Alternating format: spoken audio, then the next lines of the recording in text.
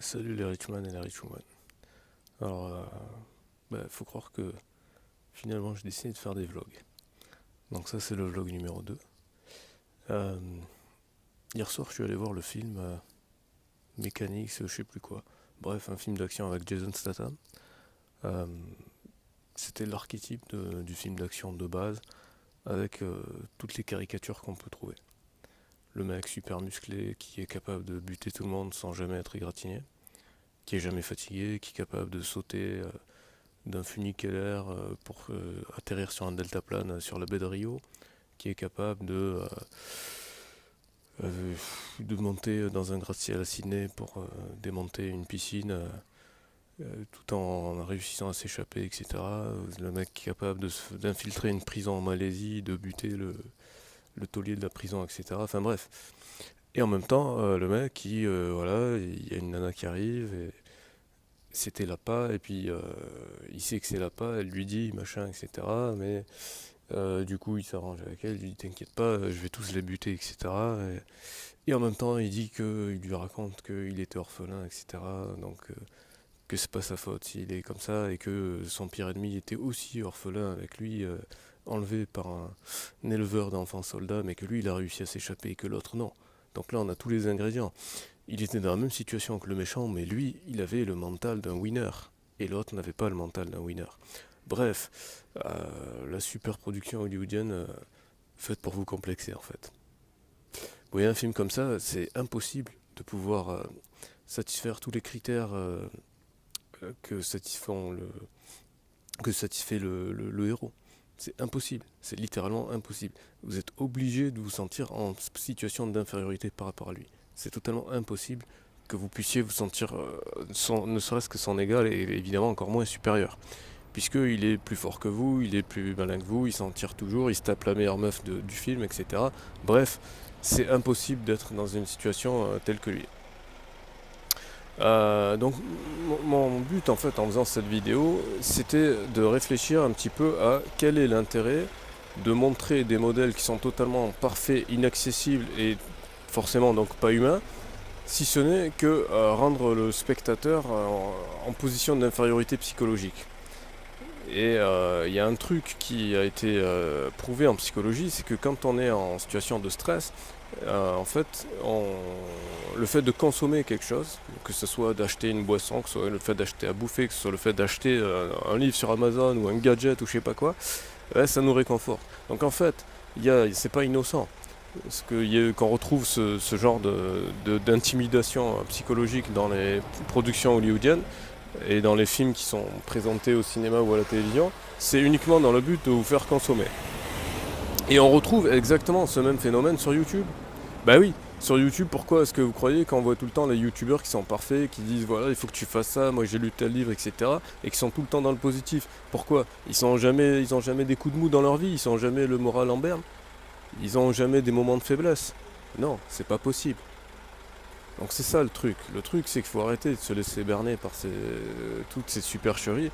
On est tous des hommes et des femmes avec des forces et des faiblesses. Et le caractère ultra parfait, ça n'existe pas. Et encore plus pour les hommes, il faut arrêter de se laisser impressionner par le modèle hollywoodien du mec ultra baraque qui est capable de bastonner tout le monde. Dans la vraie vie, c'est pas comme ça que ça se passe. Vous avez jamais remarqué que les mecs sont capables de bastonner tout le monde sans jamais aucune égratignure, mais on les voit jamais s'entraîner. Le mec, il est hyper baraque, on le voit jamais s'entraîner. On ne voit jamais aller faire du workout, aller à la salle ou faire du kung-fu avec un maître, etc. Non, non, le mec, il est là comme ça, nickel. Au réveil, il est capable de buter tout le monde. Le soir, il est capable de buter tout le monde. Il dort quasiment jamais. Bref, il est au resto, il est capable de buter tout le monde. Il est tout le temps en mode je suis à 100% capable de buter tout le monde. Et non, c'est pas possible. C'est pas possible. Donc là, je suis à Montmartre, hein, comme vous pouvez le voir. Et voilà, c'était un petit peu un coup de gueule que j'avais envie de faire. J'avais pas envie de faire la vidéo hier soir parce que sinon ça aurait fait comme la vidéo du film Nerve et j'aurais été un petit peu éclaté, etc. Là, il est presque 7h du matin, ou il doit peut-être maintenant être 7h du matin. J'ai pu apprécier une petite balade à Montmartre avec le lever du jour, très sympathique. Euh, voilà, donc si vous habitez à Paris et que même si vous n'avez pas d'argent, vous venez le matin à Montmartre et vous kiffez, c'est sympa, c'est agréable à voir, etc. Sinon, qu'est-ce que je voulais dire? Oui, je voulais revenir sur la vidéo que j'ai postée hier sur le Polyglot Club. Donc si vous voulez apprendre des nouvelles langues gratuitement, bah, il y a un plan super cool. Si vous habitez à Paris, c'est que vous allez dans le 14e tous les jeudis soirs. C'est en face de la station d'Enfer Rochereau. Il y a un bar où ils organisent, donc c'est le Polyglot Club. La seule règle, il y a deux règles. La première, c'est qu'il faut payer une consommation, ce qui est normal, hein. Le bar, il va pas vous accueillir gratuitement quand même, faut pas exagérer. Mais la deuxième, c'est que il suffit que vous disiez quelle est votre langue maternelle et quelles sont les langues que vous savez parler ou que vous souhaitez parler. Et en fait, on vous donne un petit badge, en fait on fait un petit autocollant quand vous n'êtes pas abonné. Et du coup, la seule règle, c'est que vous n'avez pas le droit de parler votre langue maternelle avec quelqu'un dont c'est la langue maternelle. Voilà. Donc du coup, quand on est entre français, on ne peut pas parler entre français, soit on se parle en anglais, soit on se parle en espagnol ou en allemand, ou je ne sais pas quelle langue que vous connaissez. Mais la règle, c'est ça, c'est que l'objectif, c'est de soit de travailler soi-même une langue étrangère, soit de faire travailler à quelqu'un euh, une langue étrangère pour lui, une autre langue pour nous. Voilà. Donc du coup c'est assez sympa, ça permet de rencontrer des gens d'un petit peu partout. Moi j'ai rencontré une Mexicaine, une Espagnole, un Égyptien, plein de Français, une Hollandaise, et voilà, je crois que c'est tout. Voilà. Parce qu'en même temps je suis pas resté très très longtemps, et puis surtout j'étais venu plus pour faire l'interview du président pour qu'il monte l'association, parce que sur le site web, en fait vous verrez, il y a des événements un petit peu partout en France et dans le monde. Et partout, quand je dis partout en France, c'est vraiment partout en France. Par exemple, il y avait un événement à Cahors. Cahors, c'est une petite ville paumée en Dordogne. Et voilà. Donc ça veut dire, c'est ça aussi que je lui ai demandé. Donc regardez l'interview, je vous mettrai un lien dans la description. Je lui ai demandé si n'importe qui pouvait faire un événement. En fait, la seule condition, c'est d'aller sur le site et de les contacter pour signaler l'événement. En fait, c'est pas une question d'autorité, c'est plus une question d'organisation et de lisibilité et visibilité. C'est-à-dire que comme ça, si vous les tenez au courant, ils vont rajouter sur le site, et comme ça, il y a d'autres personnes qui pourraient venir et qui n'auraient pas été au courant forcément. Donc c'est franchement, je trouve une initiative très intéressante, surtout qu'il y a vraiment toutes les langues on retrouve quasiment vraiment toutes les langues, et puis surtout il n'y a pas de complexe à avoir. Par exemple, les gens avec qui j'ai discuté donc avant-hier, il y en avait, c'était des grosses brêles, que ce soit en espagnol ou en italien ou quoi que ce soit, mais voilà, en discutant un peu, machin, ils se sont décoincés, et puis ils étaient là, ils écoutaient, machin, et puis du coup ils ont progressé, et puis j'espère qu'ils vont revenir du coup. Voilà, donc c'était la petite parenthèse sur ça. Donc comme je vous l'avais annoncé, hein, je vous avais annoncé septembre le challenge sur les langues romanes, hein, donc ne vous inquiétez pas. Là on est, au moment où je tourne cette vidéo, on est samedi matin. Comme vous avez pu voir sur le mois dernier, moi j'aime bien commencer les semaines le lundi. Donc du coup, ce sera lundi que je commencerai le nouveau challenge. Donc, alors je n'ai pas encore décidé vraiment si je vais faire un jour par langue ou si je vais faire euh, les langues en mélangé.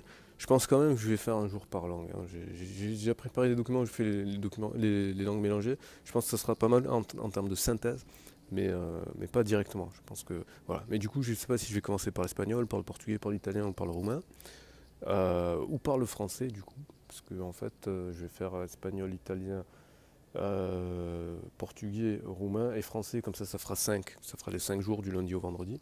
Donc français sera évidemment pour ceux qui ne parlent pas français et qui veulent apprendre le français. Voilà, donc c'est à peu près tout ce que je voulais dire là. Oui, sinon, j'avais aussi un autre truc que je voulais dire. C'est que je me posais la question parce que vous ne me voyez pas. Et, euh, et c'est un choix que j'ai fait en fait, de pas me montrer. C'est pas parce que j'ai honte de ma gueule, hein, j'ai pas du tout honte de ma gueule. C'est juste parce que je trouve que les youtubeurs sont trop narcissiques de montrer leur gueule tout le temps et de montrer leur vie, etc. Mais en même temps, c'est vrai qu'en regardant certaines vidéos, il y avait une vraie discussion profonde par rapport à ça, qui était de savoir si, voilà, si maintenant il fallait faire une sorte de fusion entre ça, enfin, ou plutôt, pas, fusion, c'est pas le mot qui convient, s'il fallait enlever les barrières entre sa vie privée et sa vie professionnelle. Moi, je le vois pas vraiment en termes de barrières, je le vois plutôt en termes de euh, bah, partager des choses avec les gens, parce que c'est ça, la discussion c'était de savoir est-ce qu'on partage de l'information en termes de contenu froid, ou est-ce qu'on partage de l'information et en même temps on partage qui on est, parce que si on a cette information, c'est parce que ça dépend de notre personnalité, etc. Moi je dirais plutôt, et c'est pour ça que je dis par exemple, voilà, moi j'étais au Polyglot Club. jeudi soir, c'est à Paris au 58 boulevard Saint-Jacques dans le 14e, en face de la station d'Enfer Rochereau. C'est tous les jeudis. Ben, ça veut dire que voilà, si concrètement, si vous habitez à Paris, ben, si vous allez là-bas, il y a moyen qu'on se croise. Moi, je suis pas contre le fait qu'on se rencontre en réel, au contraire même. Bah, notamment, un youtubeur que je suis, Rage d'Autodisciple, il avait fait une fois, enfin, il a fait deux événements. Il y en a un où le premier où j'y suis allé, et je trouvais ça très bien. Mais par contre, euh, moi je trouve que qu'il est trop en mode narcissique, par exemple, qu'il se montre trop. Voilà, après chacun son style. C'est la tendance actuelle sur YouTube. Moi, je n'adhère pas à cette tendance en fait. Je préfère bah, qu'il y ait des événements et qu'on rencontre les gens plutôt que de me filmer et de me montrer vraiment, voilà, je suis comme ci, je fais ça. Non, bah, si vous voulez me voir, bah, rencontrez-moi en vrai. Voilà, moi c'est plus, voilà, donc je pense que je vais garder ce format d'interviewer des gens, euh, de filmer des endroits, mais pas de me filmer en fait. Je trouve pas ça intéressant en fait. Voilà. Donc dites-moi ce que vous en pensez, si vous préférez que je me filme ou pas. Moi en tout cas pour l'instant ça m'intéresse pas. Voilà. Sinon qu'est-ce que je voulais dire Oui, alors je voulais vous parler encore de ce livre, La vérité sur ce qui nous motive. Donc si vous n'avez pas vu la vidéo de mon petit résumé du film Nerve couplé avec une petite analyse de ce livre-là, ben, je vous mets la vidéo le lien dans la description. Je vous recommande de la voir et de surtout de lire l'article, parce que j'avais écrit un article sur le blog sur ce livre. Mais je vais encore parler de ce livre, parce que ce livre, je le trouve très très très intéressant. Et puis surtout, là, je suis en mode, voilà, c'est le matin, j'ai des idées plus claires que quand j'en avais parlé le soir. Donc ce livre est quand même assez important à lire pour plein de raisons, et puis pour plein de personnes. Si vous êtes parent, lisez-le. Si vous êtes prof, lisez-le. Si vous êtes entrepreneur, lisez-le. Si vous êtes étudiant, lisez-le. Bref, en fait, n'importe qui peut le lire. Vraiment n'importe qui. Parce que il parle vraiment de choses très pertinentes que je vais décrire ici en quelques points. Alors, il définit la motivation 3.0 en termes de la maîtrise, l'autonomie et la finalité. Donc, qu'est-ce que c'est que tout ça Qu'est-ce que c'est que tout ça il définit donc, en fait, il fait une analogie entre notre façon de penser, notre cerveau un peu, et l'informatique. Et donc il considère que notre façon de penser, c'est un système d'exploitation. Donc un système d'exploitation, c'est comme sur les ordinateurs Windows, OS X ou Linux, d'accord. Donc c'est le programme principal qui permet de naviguer à travers tous les éléments de l'ordinateur. Donc effectivement, c'est typiquement un être humain, c'est comme ça que ça fonctionne aussi. Il a une sorte de pensée dominante, de conception de la vie dominante, et c'est ce qui va influencer toutes les sphères de sa vie, et ses actions, et les livres qu'il va lire, etc. Et donc, voilà, il explique qu'au départ, il y avait la motivation 1.0, c'est la motivation de l'instinct de survie. C'est en gros le truc de base. Ensuite, il y a eu la motivation 2.0, c'est ce qu'on appelle communément, en langage familier, le bâton et la carotte, c'est-à-dire le principe de la récompense ou de la sanction. Et beaucoup de gens ont cru, et croient encore d'ailleurs, que l'être humain, fondamentalement, sa nature, c'est de fonctionner comme ça, avec la carotte et le bâton. Or, pourquoi est-ce que cela est une croyance qui est très fortement répandue? Cette croyance elle est très fortement répandue parce que pendant de nombreuses années, voire des siècles, l'essentiel de notre activité en termes de travail a été de faire des tâches pardon, a été de faire des tâches plutôt mécaniques et répétitives, des tâches routinières. Effectivement, pour les tâches routinières, le modèle motivation 2.0 bâton carotte, ça marche très bien. Pourquoi? Parce que on n'a pas de motivation intrinsèque à faire ces choses-là. Les choses qui sont routinières, on ne prend pas du plaisir à les faire. On n'est pas fait pour faire des choses routinières mécaniques. En fait, ce qui fait la force de l'être humain, ce qui fait sa spécificité, c'est sa créativité, c'est sa capacité à inventer, à imaginer. C'est l'invention, l'innovation qui fait le trait principal de l'être humain. Et lorsque on fait des actions qui sont innovantes, qui sont créatives, etc., La motivation ne peut pas être extérieure. On n'a jamais vu personne qui a fait une invention, qui a créé quelque chose de réellement nouveau sous la contrainte. L'innovation, la création, elle se fait spontanément. C'est son auteur qui en a le désir, c'est son auteur qui en a la motivation. Et ça, c'est pour ça qu'il explique que comme on est à une ère où on a de plus en plus d'automatisation et où ce qui va faire la différence véritablement, ce sera de plus en plus la créativité. En fait, je vais bouger parce qu'avoir le bruit du camion de poubelle, c'est pas terrible. Alors, je passe là, hop, hop, hop.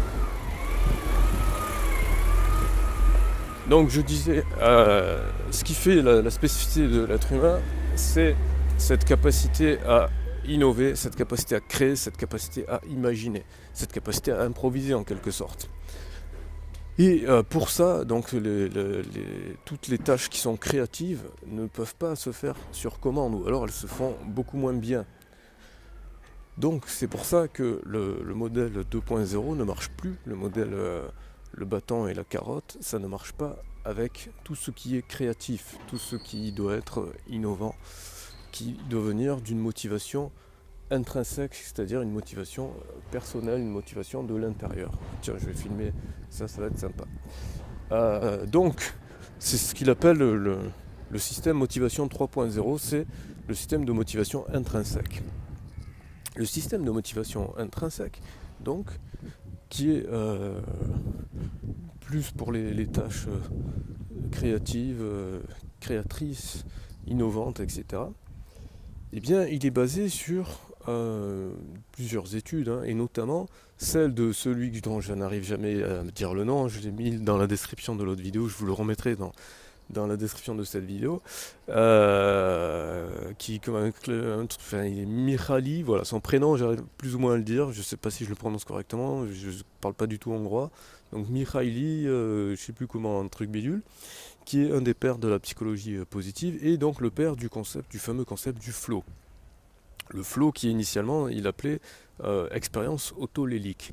Et une expérience autolélique, c'est typiquement un enfant qui est en train de jouer.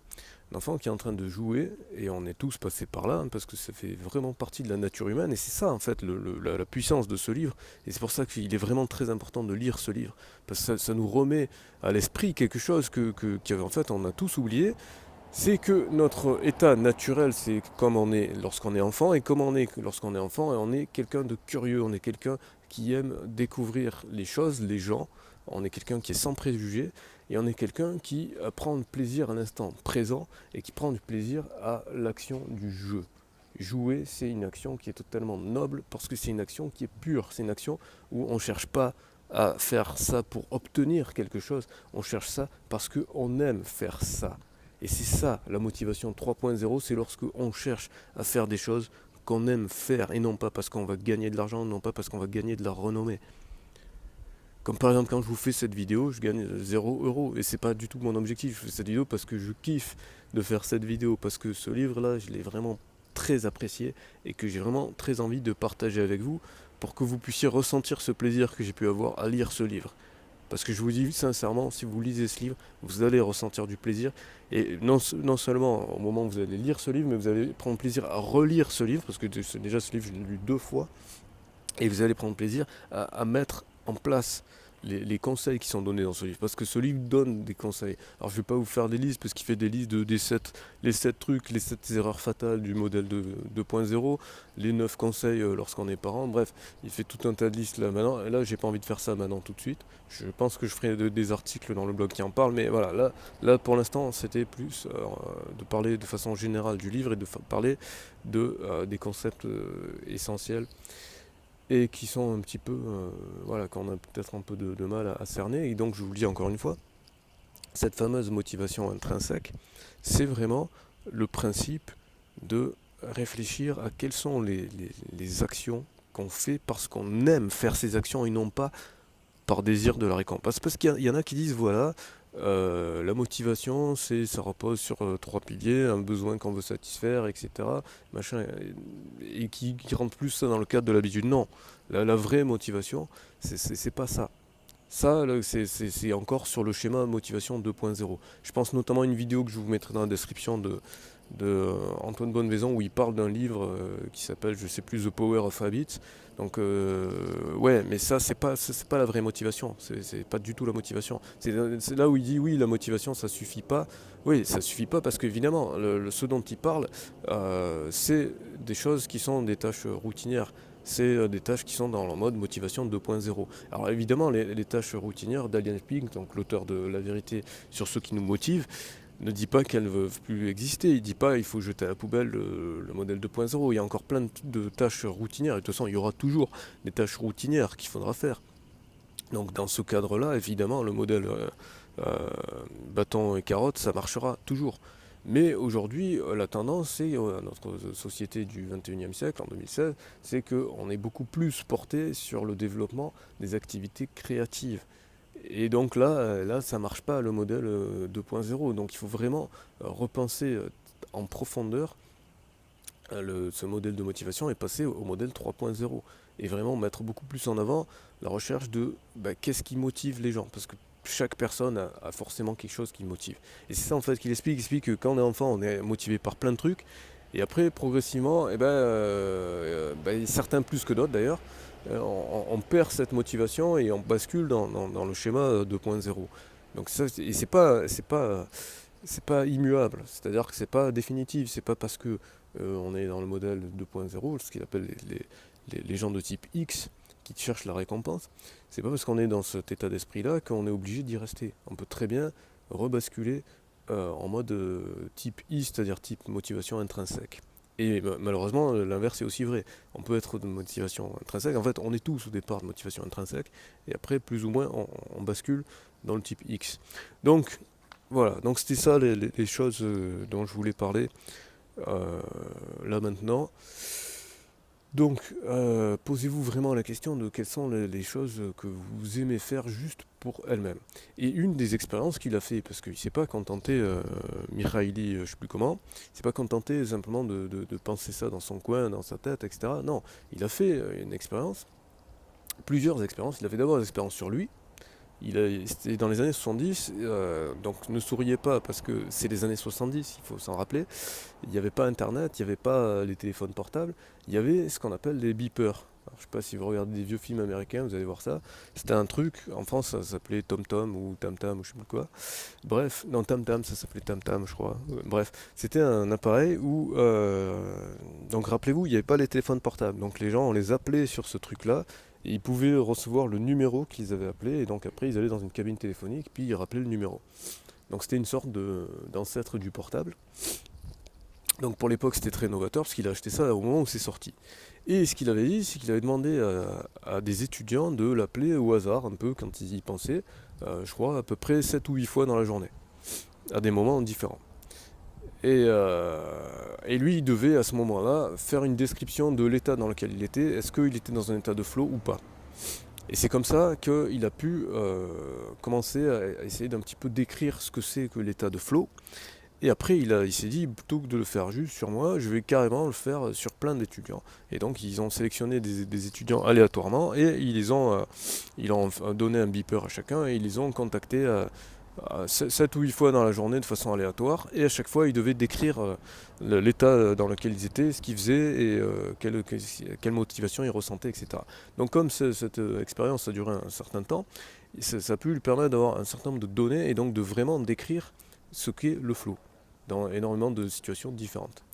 Donc je vous encourage aussi, je vous mettrai dans la description des liens vers des bouquins de ce Mihaly, je ne sais plus comment, parce qu'il est beaucoup cité dans le livre de Daniel Pink. Je mettrai aussi les recommandations de lecture de Daniel Pink lui-même à la fin du livre. Ça aussi, c'est un truc assez génial, c'est que dans son livre, déjà, il y a 2 préfaces, déjà rien que ça, je trouve ça marrant. Ça, je vous les ai mis, les préfaces, dans l'article du blog. Mais ce que je trouve aussi encore plus marrant, c'est qu'à la fin de son propre livre, il fait d'abord le résumé de son propre livre en 3 temps. Il fait une première version où c'est la version Twitter, donc pareil, je l'ai rajouté, j'ai fait une mise à jour de l'article du blog, je l'ai rajouté le résumé version Twitter. Il fait un résumé version pour les conversations mondaines, donc en moins d'1 minute. Et il fait un résumé chapitre par chapitre. Donc déjà, ça c'est absolument génial. C'est-à-dire pour les gens qui ont la flemme de lire le livre, vous pouvez aller directement à la fin du livre, vous avez le résumé du livre. Moi je vous recommande quand même de lire le livre absolument dans le détail, et même de le lire plusieurs fois, parce qu'il donne énormément de renseignements, il parle énormément d'expériences, qui décrit super bien, c'est un langage très très simple. Bon, et donc il y a ces parties-là résumées. Après la partie résumée, il y a la partie glossaire. Il réexplique tout ce que c'est que le type I, le type X, motivation 1.0, 2.0, 3.0. Mais après, il y a aussi d'autres choses dont j'ai pas parlé, l'effet Sawyer, c'est-à-dire comment rendre amusant une tâche routinière. Et inversement, il y a des expériences qui montrent qu'une tâche qui pouvait être totalement gratuite et de type motivation intrinsèque, à partir du moment où on introduit le concept de récompense, on s'aborde la motivation de l'individu. C'est-à-dire qu'il y a des expériences qui montrent que sur certaines tâches, qui sont plus de l'ordre de la créativité, du plaisir, etc., eh bien, le fait de donner une récompense, c'est-à-dire de donner de l'argent, c'est-à-dire entre les gens qui reçoivent pas d'argent, qui en demandent simplement de faire la tâche, et aux gens qui en demandent de faire la tâche, mais qu'on leur dit qu'ils vont avoir une récompense, eh bien, les gens qui vont avoir la récompense, leur motivation a diminué. Donc dans le livre, c'est détaillé, c'est plus précisé exactement quelles étaient les conditions d'expérience, mais c'est quand même ça le résultat.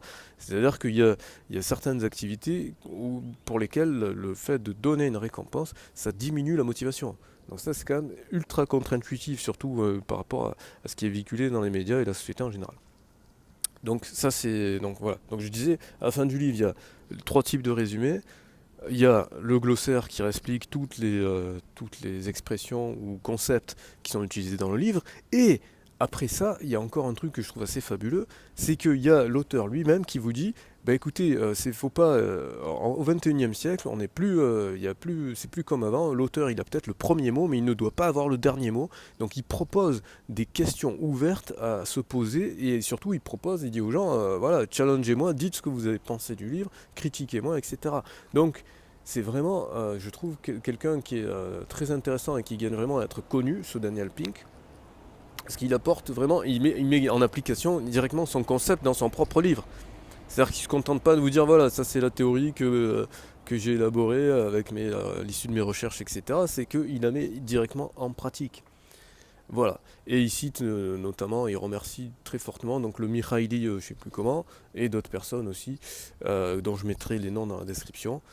Et voilà, et je vous invite Ah oui, et aussi, après ça, ou avant ça, je sais plus, il fait une sélection de livres qui est conseillé de lire. Voilà. Pour aller plus loin dans ce livre-là, il y a une sélection en français et une sélection en anglais. Et on retrouve notre ami Mihaly, hein, évidemment. Voilà, et notamment Howard Gardner aussi, le père des intelligences multiples, dont j'avais parlé dans une précédente vidéo que je vous mettrai également dans la description. Voilà, donc j'espère que cette vidéo vous aura plu, cette vidéo moitié vlog, moitié vraiment description de livres. Je vous recommande très fortement, hein, s'il n'y a qu'une chose à retenir de cette vidéo, c'est procurez-vous le livre La vérité sur ceux qui nous motivent. C'est vraiment un livre excellent, et en plus il est vraiment pas cher, hein, je crois qu'il fait moins de 10 euros. Je vous le recommande très très fortement. Et je vous dis, comme d'habitude, toujours, lisez des livres, soyez curieux, posez-vous des questions, remettez en question tout ce que vous voyez au cinéma, à la télé, sur YouTube, ou même dans les livres d'ailleurs. Et voilà, kiffez la life. Et surtout, abonnez-vous. Non, vous êtes libre, hein. Si vous voulez pas vous abonnez pas. Si vous voulez vous abonner, abonnez-vous. Vous êtes absolument libre de faire ce que vous voulez. Mais surtout, prenez la peine de penser à ce que vous aimez faire. Et faites ce que vous aimez faire.